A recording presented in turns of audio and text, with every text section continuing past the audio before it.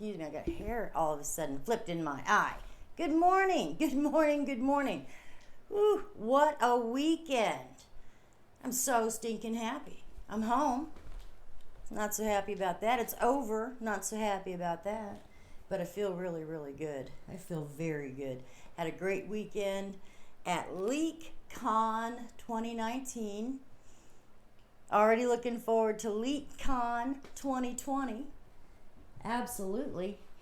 Excuse me, gotta grab a drink. Good morning, Julie Cole. Good morning, Fred. See, I came back. I actually came back. I didn't even think about staying. But you know what's so funny? Good morning, Julie. I forget. Because I don't go out west very often, you know. And I think all of us who are pretty much Kansas City people, don't go too far if you've never been to Colorado or Denver.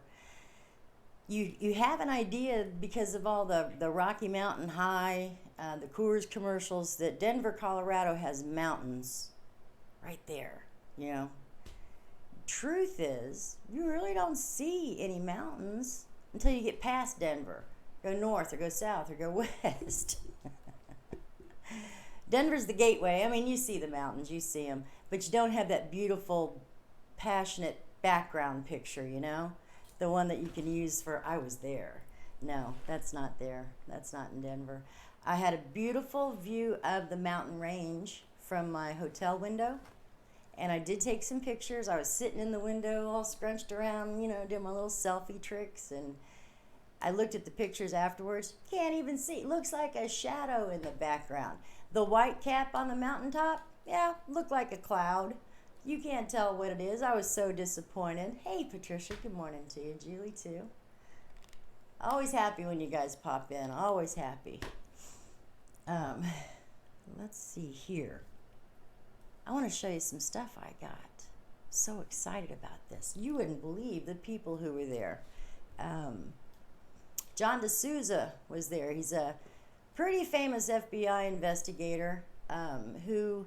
I think his fame came from investigating the paranormal. Not really sure. He spent 25 years in the FBI investigating, and then he started doing paranormal stuff, paranormal type investigations, and teaching people. He kind of did an investigation class that I attended that taught people how to not just be a... fact finder, that's what he called him, fact finder, but instead be an investigator and use all of your senses during your investigations, no matter what you're investigating. So anyway, it was pretty interesting, really, really pretty interesting guy. Actually went and had dinner with he and his wife and another lady, Diane, that I met out there. Diane, her and I became fast friends. She's from Texas. And Carrie from Arkansas, and myself, and then...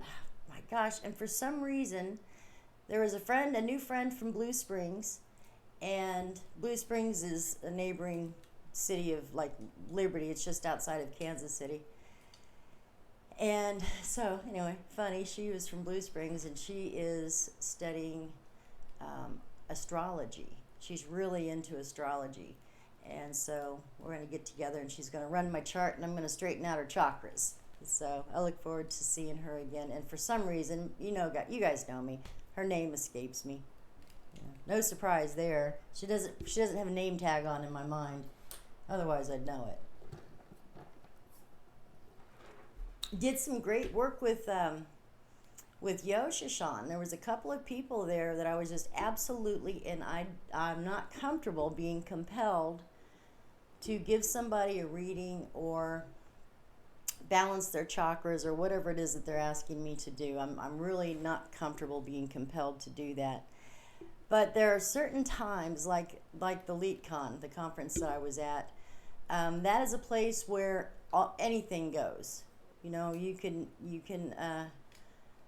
be a drummer in a band and fit right in. You can be anything that you are and be who you are. That's the thing. That's the thing about conferences that you go to and you meet like-minded people.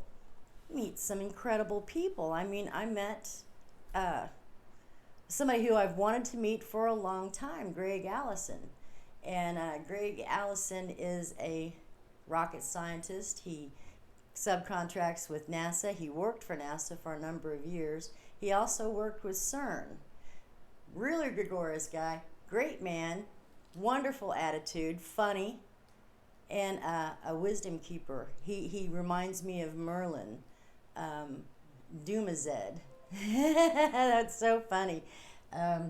He was on the Leak Project, and Rex Bear was interviewing him a long time. Damn, I hate it when this happens. This is going to go on for a couple of minutes now. Your computer rings and these stupid commercials pop in. I haven't figured out how to turn them off. So Dumazid is going back in time, the original Santa Claus. So look that up sometime. Very interesting. So he's an all-around knowledge, wealth of information, library, anything you want to talk about, especially having to do with the cosmos and worm farming. He worm farms, and I mean he's serious about it too. So he was going around. He had a little session that I attended, and he was teaching people, how to raise worms and what they're good for, and how great they are in your garden, all the good stuff they do for it. It was just funny, The rocket scientist. From the cosmos to compost, I think was the title of his show. From the cosmos to compost, something like that. It was great. It was great. Rex Bear, absolutely the most genuine person I think I've ever met. Really. He is as full of energy and filled with knowledge in person and happy to be there. I mean, really genuinely happy.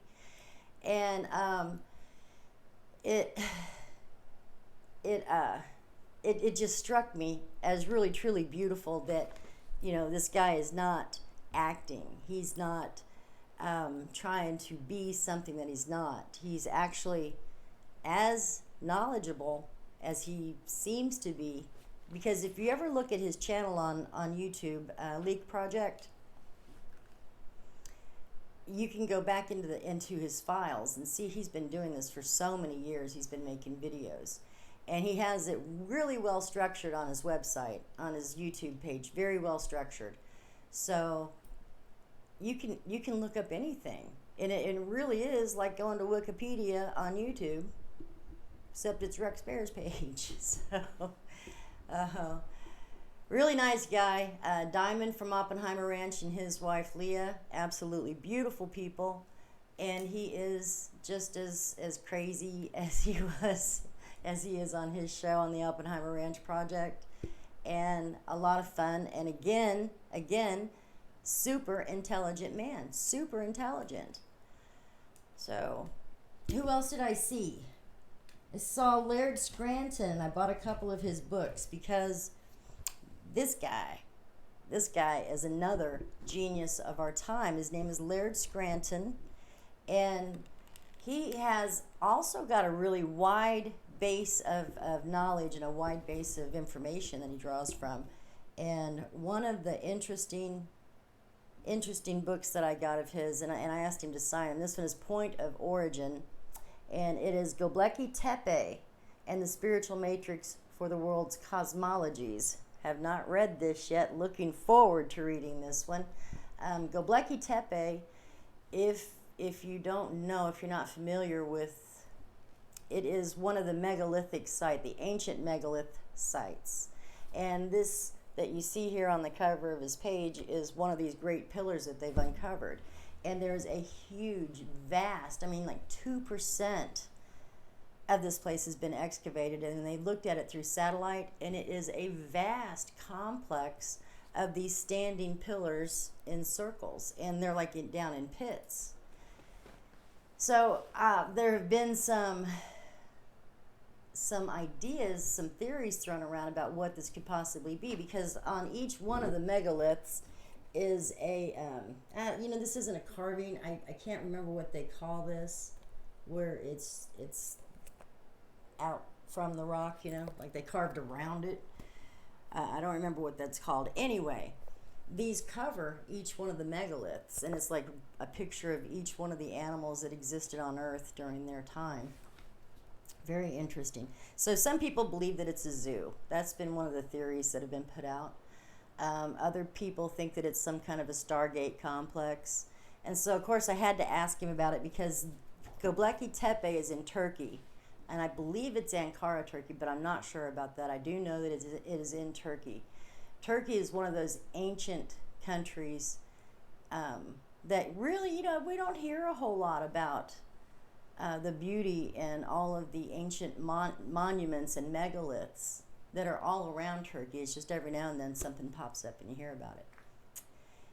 And it's one of the places on my lifetime bucket list that I want to visit. I really want to go to Göbekli Tepe, and I also want to go to, I don't know, most of their names are so hard to pronounce that they escape me. But there's several places that I want to go and just kind of take a tour all at one time, like go on this fantasy archaeology tour of all the great megalithic sites.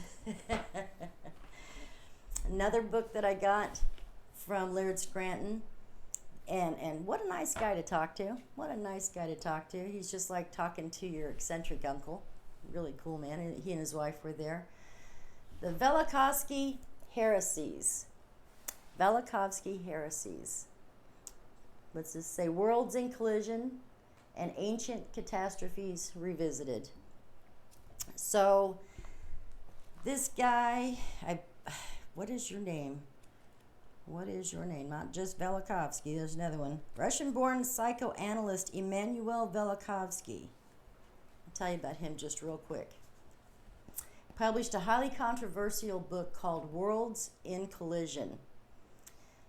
And even before its release, public reaction to various promotional summaries and early critical reviews assured the book, in which Velikovsky proposed that there had been a great planetary upheaval within our solar system during historical times, was likely to foment a firestorm of controversy among the scientific community.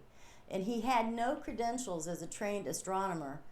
His academic background, reputation, political associations, and professional standings were such that in the scientific community, he could not that the scientific community could not realistically ignore his book. So, trying to get right to his theory. And I got to read it better. His manuscript, called Worlds in Collision, really is the catalyst for this fierce intellectual debate. He is saying in his book that we live in an electric universe. It's one of his theories. But he's also proposing that Venus, the planet Venus, sometime in the 1600s, was a flyby comet that got captured in the sun's gravitational field and became a stationary planet. And scientists today, his books were written in the 1950s. Velikovsky's theory was proposed, I think, officially in the 1940s, and especially when he was talking about his theory of the electric universe, which I really subscribe to. It's the only theory that makes absolute sense. And he was pretty much vilified. I mean, the scientific community pretty much knocked him and his theories out of existence, and I think a lot of his work was just taken and confiscated. I don't really know. I need to read more about Velikovsky himself, not just his theories. Anyway, Laird Scranton went back through his work and looked at his theories and broke them down and explained them clearly in this book. So I've only gotten into the beginning of it because I was reading it on the plane, and I couldn't wait to get on the plane to read it, to be honest with you. So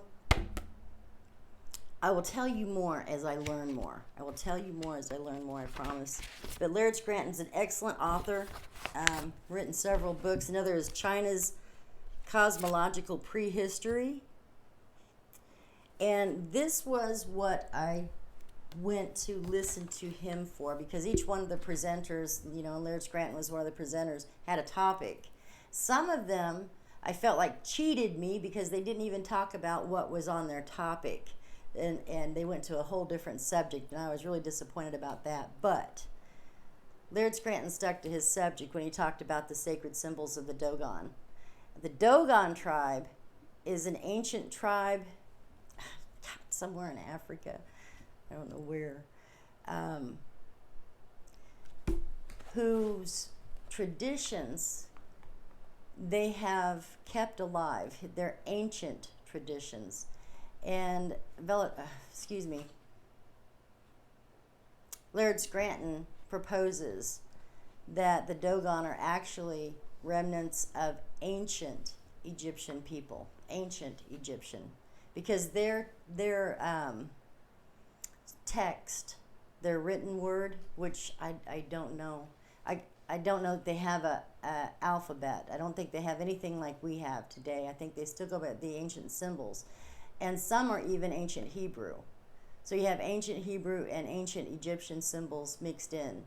And the Dogon have kept their ancient history alive through their dance and their oral tradition, and their tradition is strictly based on the ancient ways. So the Dogon people, very interesting. Look them up on the internet if you've never heard of the Dogon. There's a man, and I don't have the book, and I don't remember his name, although I did write it down, who spent 25 years, he was an anthropologist, spent 25 years with this tribe, and just excellent work, excellent work. John D'Souza, I got his book, The Extra Dimensions. I'm a book person. I gotta have my hands on books. I gotta feel it. This is fun. And the VIP package, Hemp Lucid, gave some really nice CBD products. So, looking forward to sharing those with whoever would like to have a try. So what did I learn while I was there? Well, I learned that there's a lot of good people in this world, and I learned something really significant that I really want to share with you, because I think that it matches you guys. It really does. It tells a story not only of me and things that interest me, but it also tells the story of us. And that is that most of us are women. You know, we have Alan that pops in every now and then. Jack will pop in every now and then. Other men will pop in and say hi to us. And I'm always honored when they do. I really am. But the thing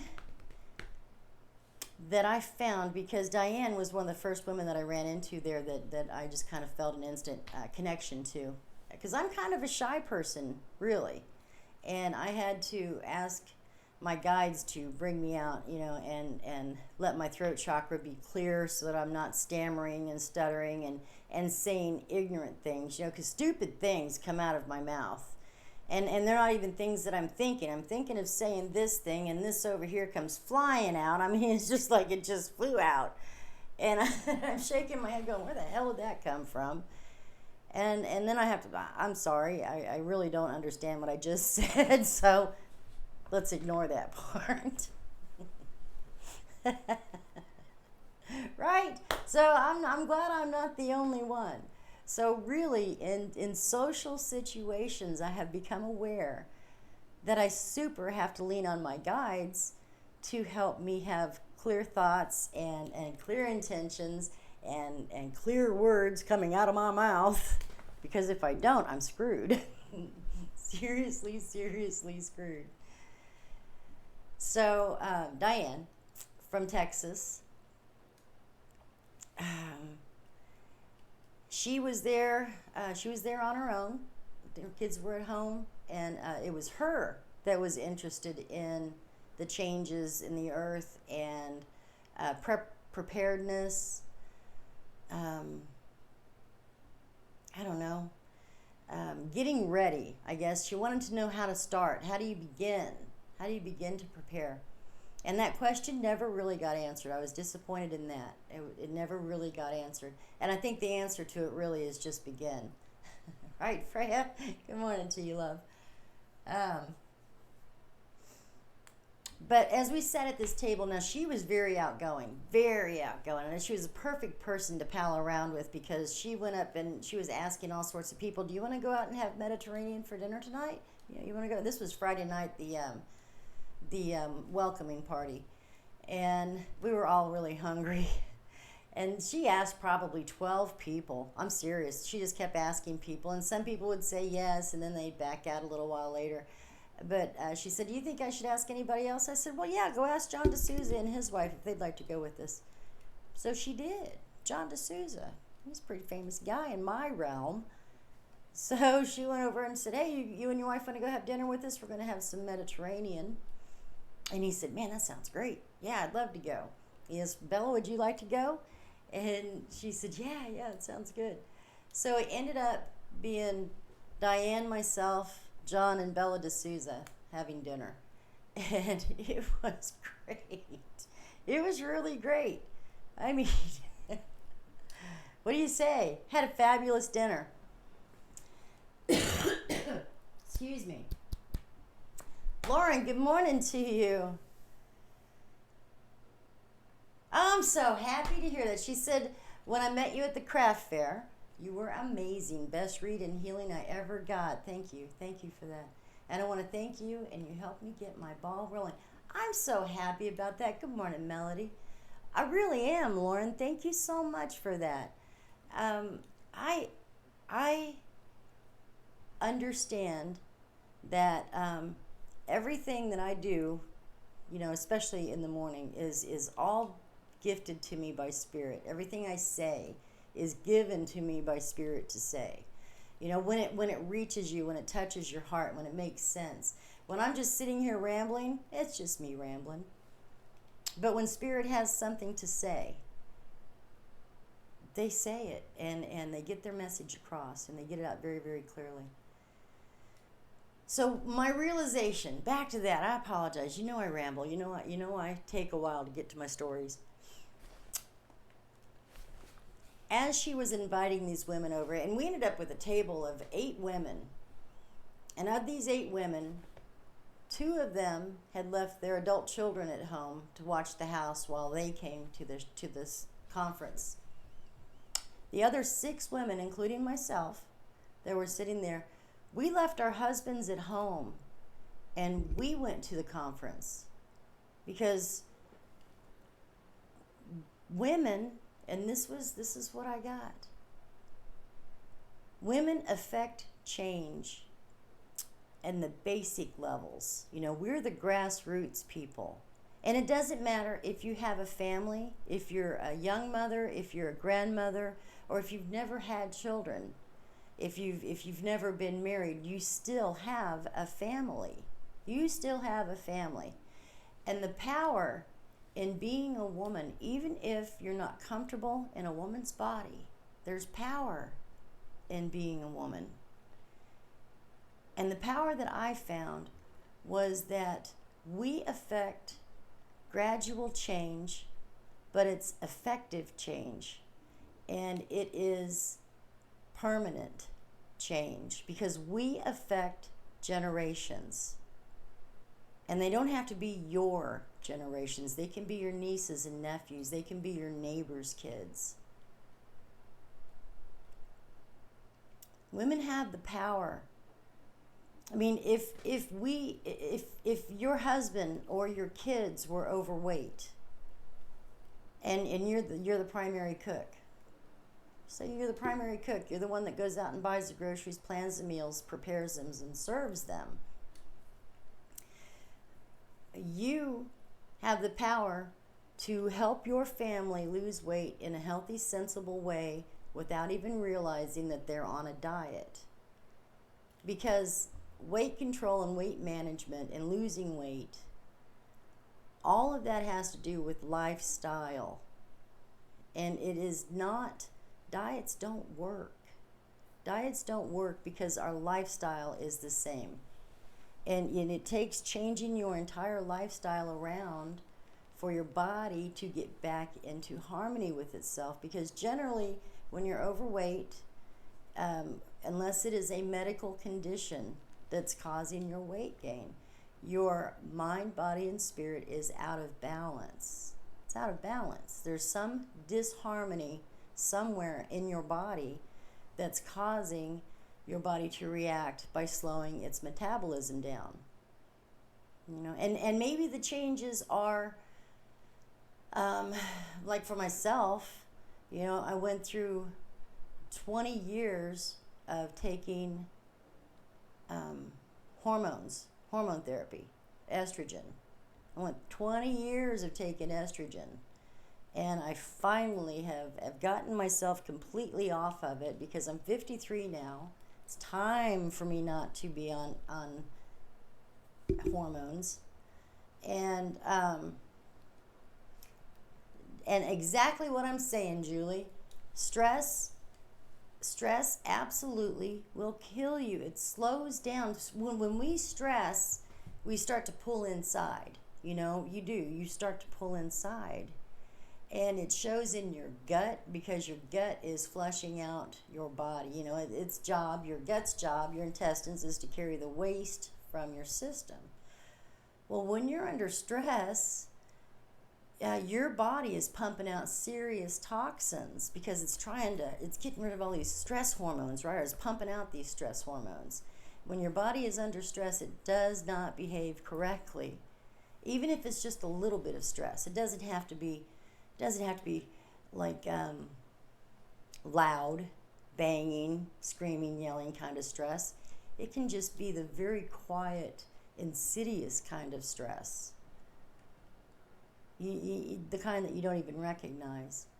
But it is because either mind, body, spirit, something's out of order, something's out of whack, and you have to get it back into balance. And once you find the source of your dis-ease, the source of your stress, picking on my nose this morning, my guides make my nose itch. When you find the source of your stress, though, you have to look at it, you have to see it. If somebody shows it to you, you can turn your heads, I don't want to see that right now. But when you're forced to look at it and you have to see it, pick it up and look at it. Pick it up and look at every little bitty part of it, because you want to know why this is your source of dis-ease or discomfort or stress, and then get rid of it. Whether you have to remove yourself from the situation, or whether you get rid of it by throwing it out, throwing away the stress, removing it, cutting the strings, cut them away. Because once our body gets back into balance, we're back in balance. We start losing weight. We feel better. Our gut is reacting better. Our digestion, our stomach is working better. We don't have all that extra acid coming up. Headaches aren't as bad. Eyes don't hurt as much from squinting all the time. Oh, shoot. So women affect quiet, determined, long-lasting, permanent change. And we do it by dropping little hints, little phrases, saying things, little sayings, doing, by using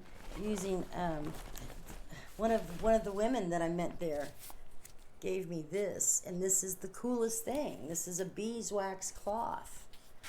Instead of using aluminum foil and plastic products, it's cloth that's been dipped in beeswax, and you use this.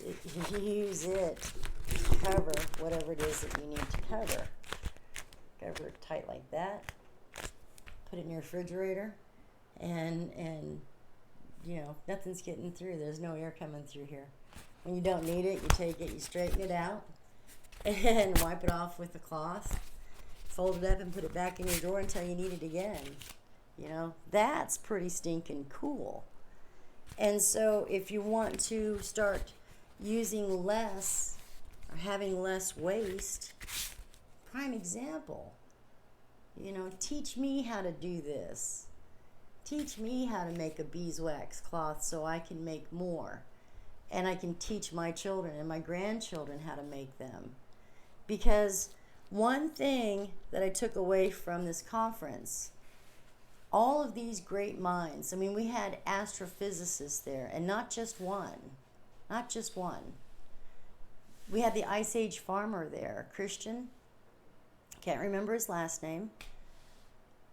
He also is, I think, an astrophysicist. I believe he's an astrophysicist. But he's also the Ice Age farmer.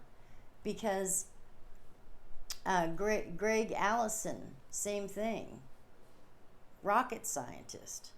CERN. Doomazid. And he also knows something. They all talked about the same thing. They all talked about sustainability, being able to provide for yourself and your family. They talked about the fact that only 2% of the population in the United States know how to grow their own food from a seed. And then when you do get those seeds, you grow that first garden, what happens next year? Where do you get more seeds from, right? Well, you get them from the plant, obviously. Well, what if your plant doesn't make seeds? What if you need to do a start, a shoot? You know, what do you have to do for this plant or that plant? You know, you need to learn. You need to know. You need to know. And you're not going to have pesticides. You're not going to have access to all that chemical crap. You will have to support and maintain your own lives. We will not be able to rely on FEMA or the government or their checks to come in the mail, because they're not going to come. Insurance isn't going to be there to replace the things that you had. They're talking about a total and complete life-changing, and maybe even, I think altering, life-altering is a better way to say it. Because it's going to alter every life left on this earth. And the question is not if. The question is not if, it is when. And the thing is, the Ice Age farmer, he's maybe a 30-something guy, maybe a late 20-something guy, who's very well read. He's very educated, and he's also very methodical. He's one of these has to have the evidence kind of guys, like John D'Souza, has to have the evidence kind of guy. Like Greg Allison, just the facts, man, just the facts. Like so many others that were there. And so many of them really weren't saying you need to do this to begin to prepare, you need to do that to begin to prepare. They just said, get ready because something's coming. And you know what? Really all around the world, people have that get ready because something's coming attitude. Everybody feels it. Heidi Vandenberg was there, who's a very great astrologist. And I was just having a conversation with her, and she said that had she known it was a full moon, she wouldn't have traveled, because we are living in a 9/11 type of atmosphere right now. And she talked about specific planetary alignments. She said it's a 9/11 atmosphere. And she said, I'm just waiting for something to happen. And if it doesn't happen, that's good. But the stars are saying this is a prime time for this to happen. And astrologers are not like tarot readers at all. They are people who understand how the positioning of the stars and planets affect us. It's just like me telling you that when the sun blows off a nasty CME, that heart rhythms are going to be messed up. It has a direct physical, measurable effect on our physical bodies. It's not just like when we have a full moon and all the crazies come out. And a blue moon. You know, I thought it was a blue moon, But I was counting the dates, and it was only the 17th, and I kept thinking, well, 18th. I guess the moon was at its fullest on the 18th or 19th, wasn't it? Still, it didn't make any sense to me that it would be a full moon already, because it was so early in the month. But I heard that it was a full moon. So, and I was telling my husband that on the way to the airport. I was sitting there and I said, "Oh my God." And he said, "What?" Thinking that I forgot something at home. What'd you forget? We don't have time to go back. I said, "Oh no, it's not that. I was just sitting here thinking that we have this massive CME heading straight for Earth, and the biggest part of it was impacting on Friday." And I said, "And you know what that does to electronics?" And he goes, "Well, yeah, because, he only knows what he hears me bitching about." So he's like, yeah, electronics, right? And I said, "And it's a blue moon." He goes, yeah, it's a blue moon. It's a full moon, that's right. What the hell's a blue moon? So I was explaining blue moon to him. And he's like, "What's that got to do with anything?" I said, "I'm traveling in an airplane. It's not a really good combination." He goes, "Yeah, babe, you ought to keep that to yourself, and especially don't bring it up on the plane, will you?" He said, "You don't need to be scaring the hell out of people." It was so funny because it was just the way he said it. It was so casual. And just, yeah, you're right, babe. I wouldn't be bringing that up on the plane. It wouldn't be good. So, what a great time. My prize possession that I got in Colorado is this t-shirt. I went to Colorado and all I brought back was a t-shirt. So this is the Leak Project logo. And on the back, it says advertising, but actually it's the perfect shirt for me. He says, his thing that he says is, "Be the change you want to see." And he signed it, and then I had him sign it again. This first one was just printed on there. So I had him sign my shirt. So I'm very, very proud of my shirt. Be the change you want to see. And I had to tell him that really he is the change. He's being exactly what he's preaching. He's changing a lot of minds. He's opening a lot of eyes. He's kind of one of these libraries that the seekers go to find answers. So if you're a seeker, I really recommend go to his YouTube page or his Facebook page or his website and just check out some of his videos, check out some of the things he does, because he's a very interesting person. So yeah, men go out and beat drums and bang and swing around swords or knives or guns or cannons or missiles or whatever. And they affect change in a loud way. If when you were a kid, at least when I was a kid, I'll say this.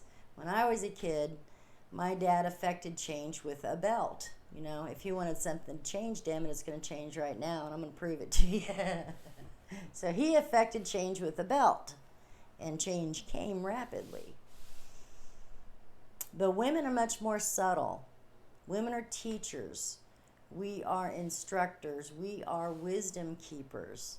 And we are life givers. And so I think that it's part that is endowed to us as women. Part of our job is to instruct and to pass on traditions and pass on subtle teachings. And we do it in very good ways.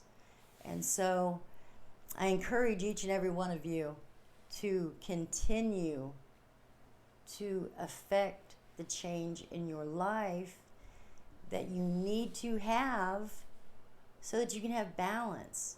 And because when you're in balance inside, you remember I told you that when you're out of balance, that the out of balance that you feel inside begins to spill out, and it begins to show up as disarray in your home, just untidiness, unkeptness.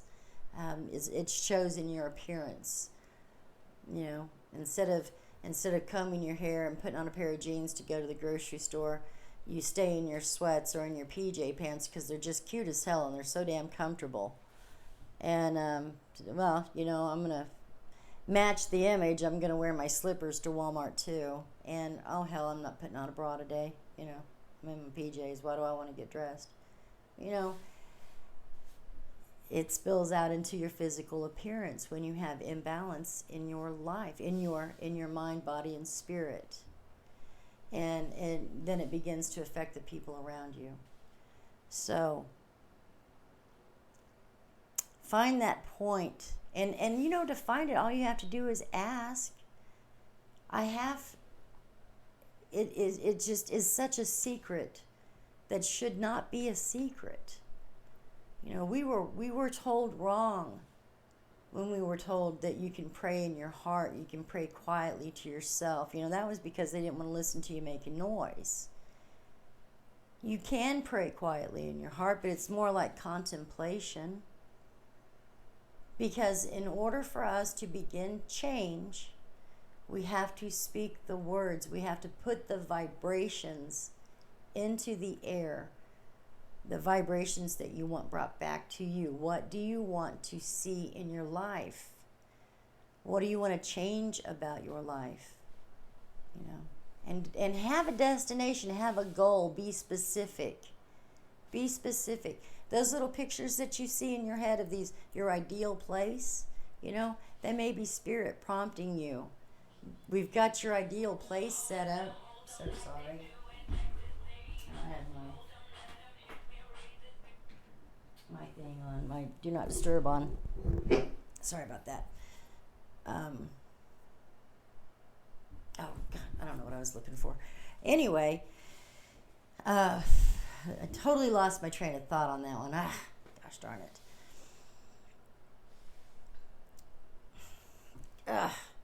Hate it when I got to make sure my do not disturb is on as soon as I get done here, because I don't like being interrupted. Throws me off track. And that was important. So, I'll pick it up again, I'm sure. Let's read a card. How about that little commercial interlude? I grabbed out some different ones this morning because I had thought that my postcards from Spirit was in the bedroom in the suitcase still, but it wasn't. It was in my bag. But I had grabbed out the Earth Warriors Oracle by Alana Fairchild. Earth Warriors Oracles Guidebook. Earth Warriors Oracle cards. So I thought I'd pull a few of these instead.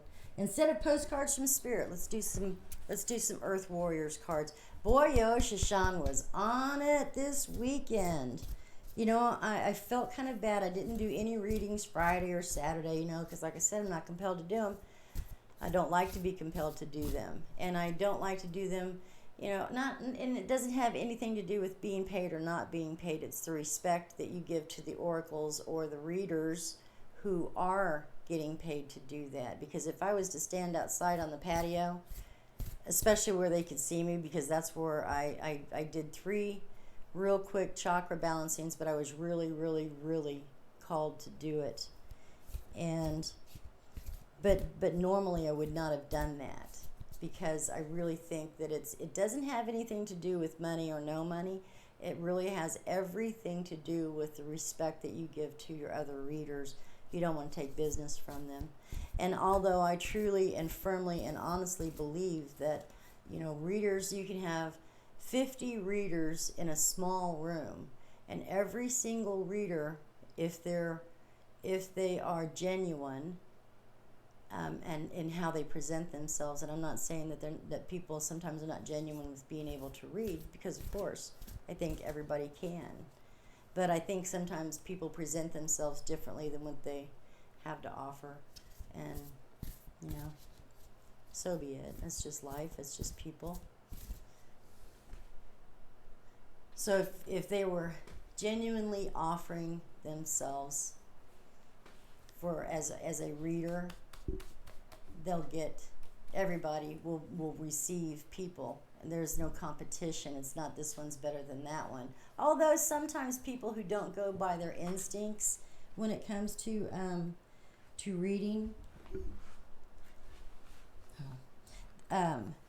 those people, instead of saying I was pulled to you, we'll look and see who's got the longest line. And if they got a long line, well, they must be really good. Yeah, I was at my dad's funeral service. Afterwards, we went downstairs in the basement and we had chili, and had a lot of people bring chili to the dinner. And my stepson in particular made his brand of chili, which is so stinking hot. It's like burn your tonsils out of your throat hot chili. And he doesn't use peppers, he uses sauce. So these poor people were going from chili pot to chili pot to chili pot looking for proof of red pepper flakes in their chili. And if there were red pepper flakes floating around in their chili, they didn't want that pot of chili. They went to the next one until they found the one with no pepper flakes, thinking, oh, this is the best one, I'm sure. And a lot of people must have thought that same thing, because his had the most gone out of it. I mean, it was the very last pot of chili anyway, but there were no red pepper flakes in that chili. And so I kept, as I was going through the line, which was towards the last, people were throwing away their chili going, my God, that's the hottest stuff I ever put in my mouth. My mouth's on fire. I know. Does anybody have a glass of milk? And it was terrible. And I said, Davey, did you make that pot of chili? And he goes, yeah. I said, damn it, Davey. You're not supposed to kill people. He said, well, it wasn't a good enough answer. So I'm going to pull a couple of cards here. Giving honor to Alana Fairchild, who created the Earth Warriors Oracle.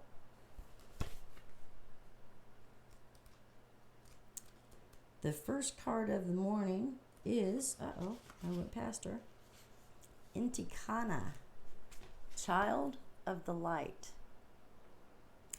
That is a beautiful picture. It really is. Child of the Light, Intikana. And I hope I'm pronouncing this correctly.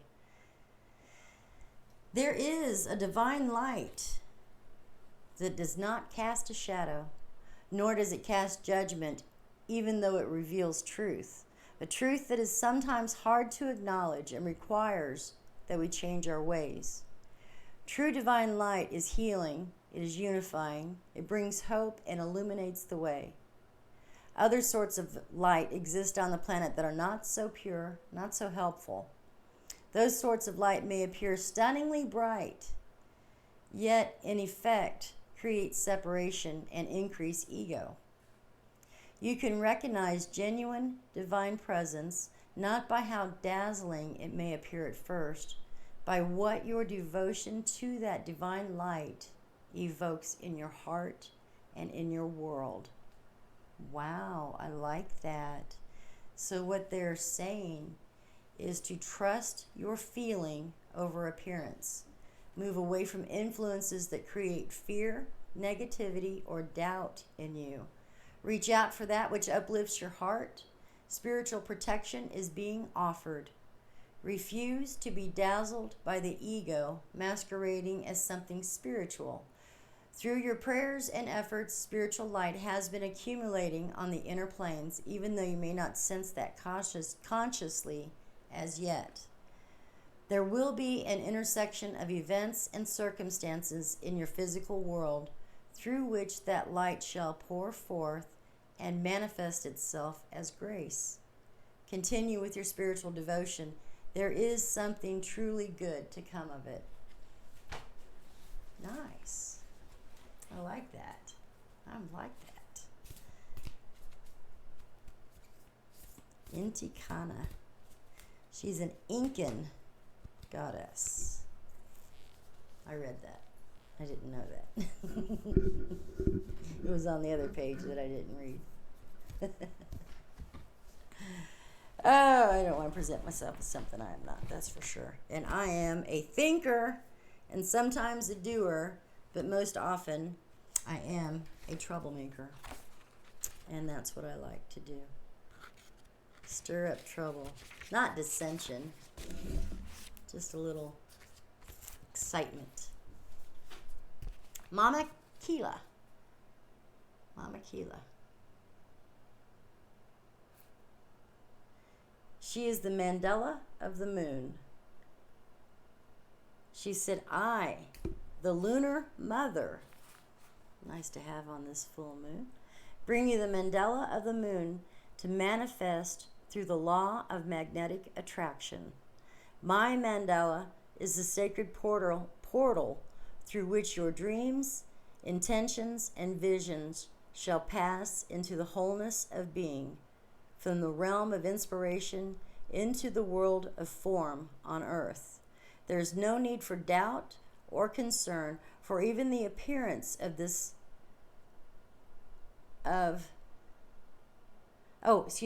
for even the appearance of delay signifies that the divine feminine mystery is at work, with timing unfolding according to a higher, loving wisdom. Trust that what is falling away is meant to be, whilst you have faith in the new and divine works being born. I like that. Mama Quilla. Arquila. The reading means the oracle brings a sign that creative works will reach fulfillment. Relax with trust and positive expectations that all your needs will be met. This makes it easier for abundance to flow and for all earthly and spiritual matters to fall into place according to a great and loving higher intelligence. Things are changing, even if you cannot see the physical evidence of this as yet. Trust that your actions are leading you to a better way of life and rely on the universe. You shall see how all things come together according to a timing and a higher order that suits you in ways better than you could ever have imagined by yourself. Excuse me.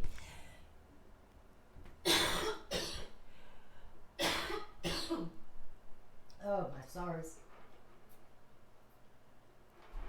Whoa. That was tickling my throat for the last 3 sentences, and those were long sentences. Man, sorry about that. Mama Quilla, I like that.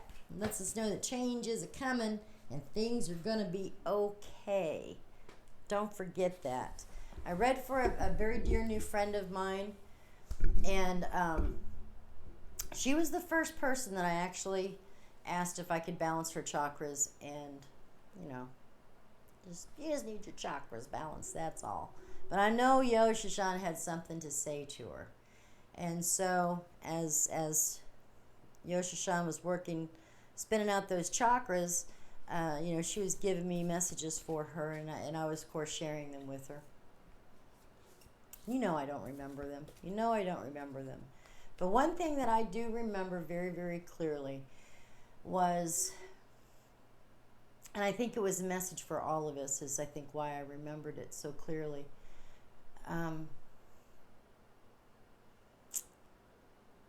She had been searching for a place to go, a clan, a community, a group of like-minded people who could come together and have a protective type of community. And the message for her that stood out to me was, you are the community. She had been seeing this perfect idea of I'd like to have a main house that can serve as a little medical area, a library, whatever, social area, and then people just living in tiny houses all around. That was the picture that I saw in my mind. I don't know if it was the picture she saw in hers or not, but it was what I saw when I was giving her the information from Yoshashan. And what struck me was her message of, you are the one that's in charge of this, and you can't give it to anybody else. This is yours. And so you need to begin to create what we've given to you to create. And we will bring them to you. We will bring them to you. And that was the message, and she was kind of saddened by it, I think.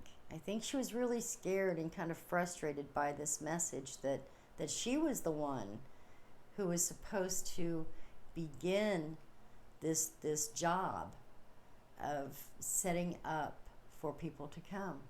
And I think that a lot of people are also feeling the same way, that I need to get ready, like prepare for company. You've got this instinct saying, I've got to get ready, I've got people coming.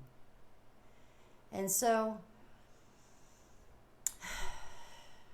if you're getting that message from your spirit guides that it's time to get ready, and you're sitting there and you're thinking, where do I start? And they're saying, just start. We don't care where you start, and they don't. That's so strong a message from them. We do not care where you begin, as long as you just begin. Just make the effort, and we will start ourselves, because they can't do anything until we put forth the physical effort to manifest our dreams. They can't give us anything to build on if we haven't laid a foundation. Get it? So, if you're waiting for that perfect whatever it is, look around you and make sure that you don't already have the foundations, the beginning for that perfect right where you're at. And once you recognize, I've already got the beginning of it, I've already got the foundation. Oh, this is straight message from Spirit. I just want you to know that. When you realize that you have the foundation, then you say, okay, it's time to begin. And you get that first thing off the shelf and you put it there on your foundation. That's how you begin. That's it. And Spirit's going to say, oh, but don't forget these. And it's going to come running in with an armload of stuff to add to that, because you began. You did the physical act to bring about your intention. Spirit has been waiting in the background ever since you asked, because they thought it was a fabulous idea. It's a great idea. Why didn't we think of that? Oh, we did. We were the ones that told you. And so they got the fabulous idea that they just gave to you. And until you show them, because remember, they can't read our minds. And if they were to read the energies that we put out, they would be a confused ball of mess. Because they can't read, we don't make sense. We don't have good control of our energies. We don't have any kind of mastery over our energies. And so what we put out is a lot of confusing mess. So it takes the actual word.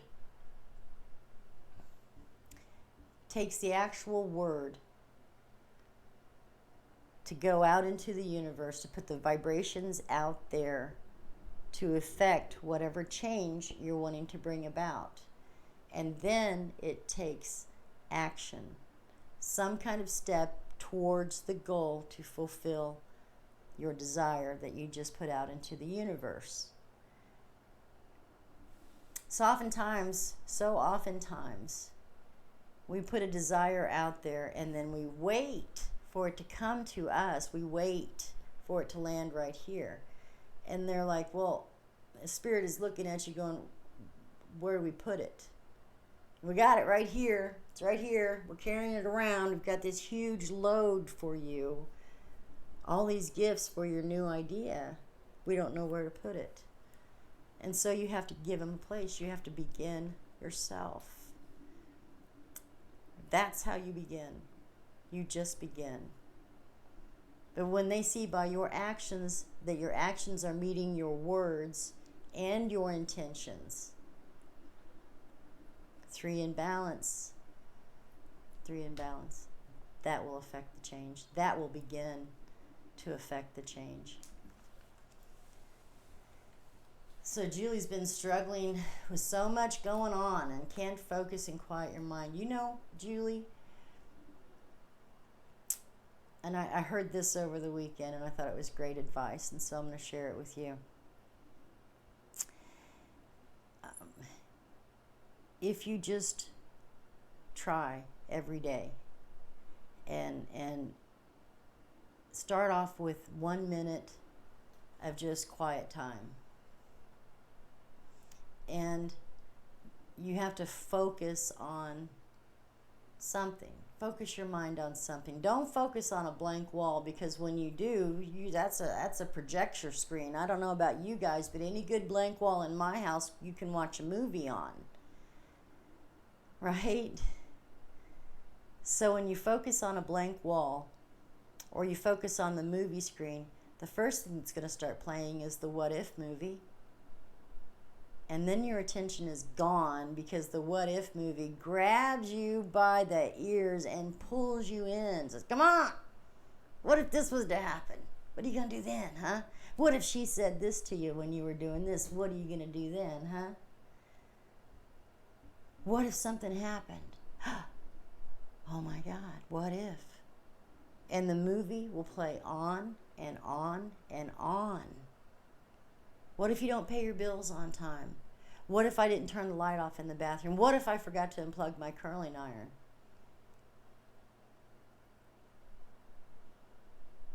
That's really cool. It works too. When you say stop it, it works.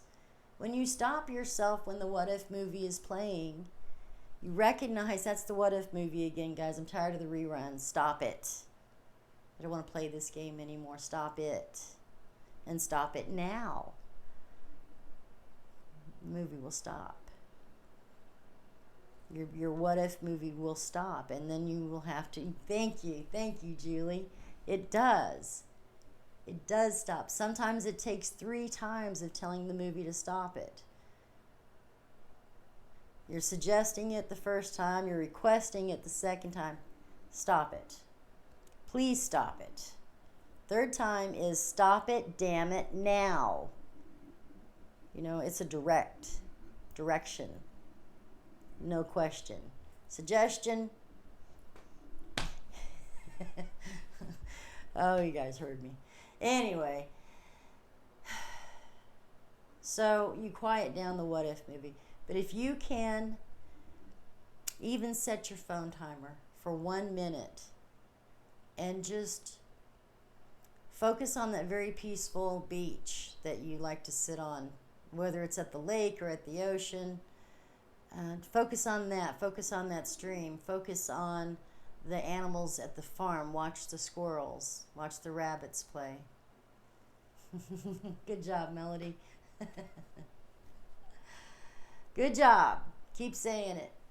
Because the more you say it, the more you refocus your mind on the important things. You're throwing away the trash when you say stop it. Especially to the what if movies. You're throwing away the trash.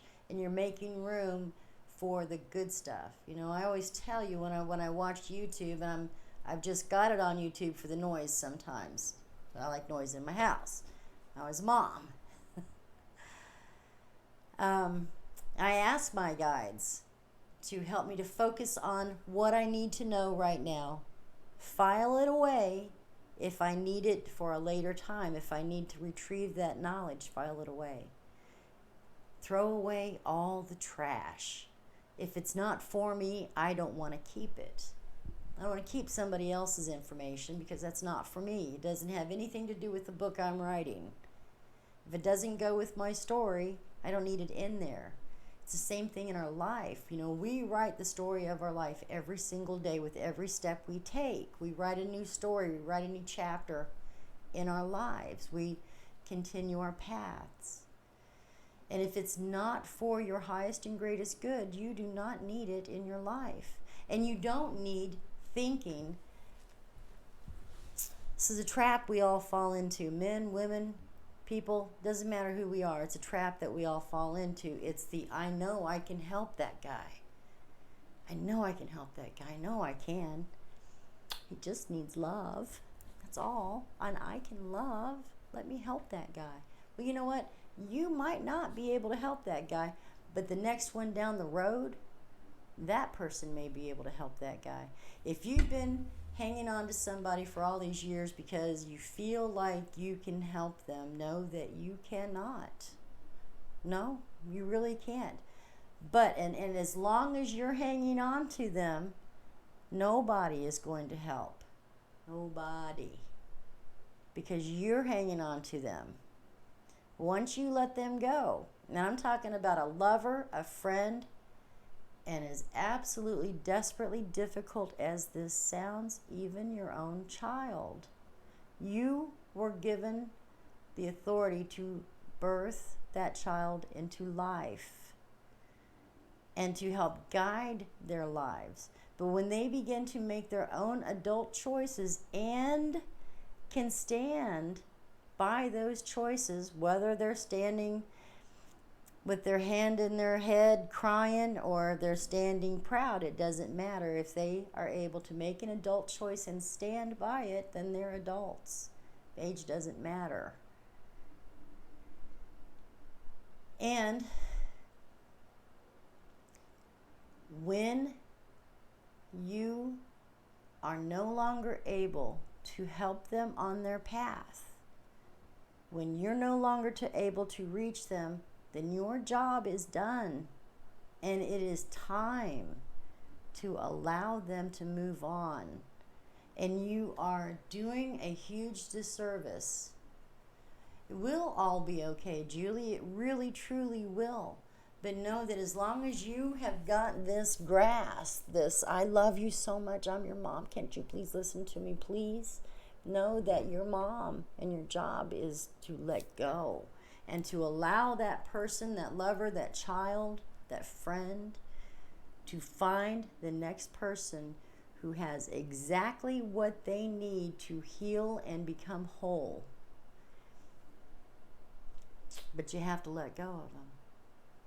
You know, it's like those memories that we hold on to in our heart. We hold these specific memories because we are so afraid. And it doesn't matter how much heart pain they cause. You know, you get this little pinch in your heart because you remember something that happened and you take it out and you look at it and you put it back. Because you don't want to let that go. You don't want to forget that face. You don't want to lose that memory. But realize that when you let it go, you take it out and you look at it and you give it honor and you say, thank you for being part of who I am. And now I can let you go and have rest and know that when I let you go and give you to the earth and the earth pulls you down and renews you and makes you whole again, that there'll be so much more. One piece of trash that you pull out of your heart and you give it honor for whatever it gave you in your life. And if you think that it broke you, you're wrong. You're looking at the wrong side of that memory. Because if it broke you, you would not be sitting here visiting with me today. You wouldn't be here. You gain strength. And if you can look at it and not see a broken person that's crumbled in a ball, because as long as you see that person, that's where that person is. You know, if it's yourself, you're always going to be that person crumbled in a ball. But if you look at that memory and you take from it, that crumpled up ball gave me the strength to be who I am today, to stand where I'm standing today. That crumpled up ball of a person gave me strength and honor and courage. That's the honor that it deserves. That memory, that pain, that is the honor that it deserves. And when you give it that honor, you give it to the earth and you say, thank you for taking that from me and allowing me to lay it down and giving it the honor that it deserves now. And when you lay it down, the earth is going to turn it and give it back to you 10 times more better than what you ever had before with that one memory that was causing you so much pain. So you're not losing anything when you take these little heartstrings, these little pains, these cramps, these pinches, and you might feel them in your throat chakra. You might get choked up when you have a memory. Pull it out of your throat chakra and look at it and give it the honor that it deserves. Thank it for what it brought to you in your life, and then give it to the earth. And you are cleansing yourself. You're giving yourself honor. You're giving yourself strength. You're giving yourself love, and you're giving yourself permission. And you're also seeing yourself with new light, new eyes. So don't be afraid to let those things go, thinking that you'll never remember them again, because you will. You'll have more memories. You'll have better memories. And you will bring honor. And I think oftentimes those little heart pains that we feel, those little memory pinches, I think oftentimes it's because that memory is being denied the true honor that it deserves. And we can't see that when it's occurring. And maybe we can't see that for the next 5 or 10 or even 20 years. But when we do finally see it, it deserves to be laid down. It deserves its own rest. But it deserves to be buried with honor and dignity, because you are a person who is honor and dignity. You are that. You are that. And when you present yourself to the world as that, the world will present itself to you in that same light. In the same light, the world will give to you what you give to it. So if you're giving the world a bunch of shit, be prepared to start stirring or, licking the spoon. Because if you're giving the world a bunch of shit, the world's giving you a bunch of shit right back. But if you are giving the world honor, if you're finding joy in some little thing, if you're able to just be at peace in being who you are, then you're giving yourself that honor. And you should be proud of yourself, because so many of us don't. So many of us don't. And women themselves, ourselves, we seem to have a button that accepts all the crap that is given, especially if we're mothers, if we're family, even if we're just aunts. Just an aunt. An aunt is a secret friend to all children. The aunts are the secret friends. So never lessen who you are in your words, in the way you look at things. Don't lessen any part of it, because it's all you, and it's all important, and it's all beautiful. And I'm going to pull one more card. My God, I didn't realize it is so late. I apologize. I've just been on I haven't been on till 9:30 in a long time. Last card of the day. Ooh, boy, I like this. You guys are going to like this card. I dedicate this one to all of you today. I dedicate this card to all of you. I hope it's a good card to dedicate. I really do, but I think it is. It looks like a good one. You guys got to stick around for just one more second. Diamond Tiger of the Black Moon. Look at that guy. Diamond Tiger of the Black Moon. Second chances bring success. I like that. Your soul is on the divine... Excuse me. Okay, all right. Your soul is on the diamond path of spiritual growth. You may feel pressured by life at times, but at a higher level, those challenges are helping you to realize the true strength of your character. You have the personal will, strength, and physical power that you need for success, no matter what has happened in the past. You're developing the spirit, passion, and vitality to fight like a tigress defending her cubs. Believe in yourself. There is great dignity and strength in your heart. That was a great card to dedicate to you guys. Do not judge anything or anyone, including yourself, and what you believe is possible based upon the past. Do not judge anything or anyone, including yourself, on what you believe is possible based on the past. Reclaim and redirect your energy according to what matters most to you. You're stronger than you may realize. The return of strength after a challenge, second chances for success, and a brilliant intuition or insight that ends a long-lasting cycle of repeated struggle are indicated. A prophecy is given for empowered leadership, spiritual attainment, and success after previous failure, which leads to an irreversible and positive outcome. I dedicate that to you all today. You deserve that card. And that card absolutely fits with the message that Spirit brought in this morning. Know that you are loved. Above anything else, know that you are loved and that you are treasured. Absolutely treasured. Cool. And I honor you for just honoring me by being my friend and being a part of my life. So thank you very much. And I hope you go today. I hope that all the love that I give to you, which is endless and boundless and timeless, you can have all you want for as long as you need it, as long as you want it. It's all yours.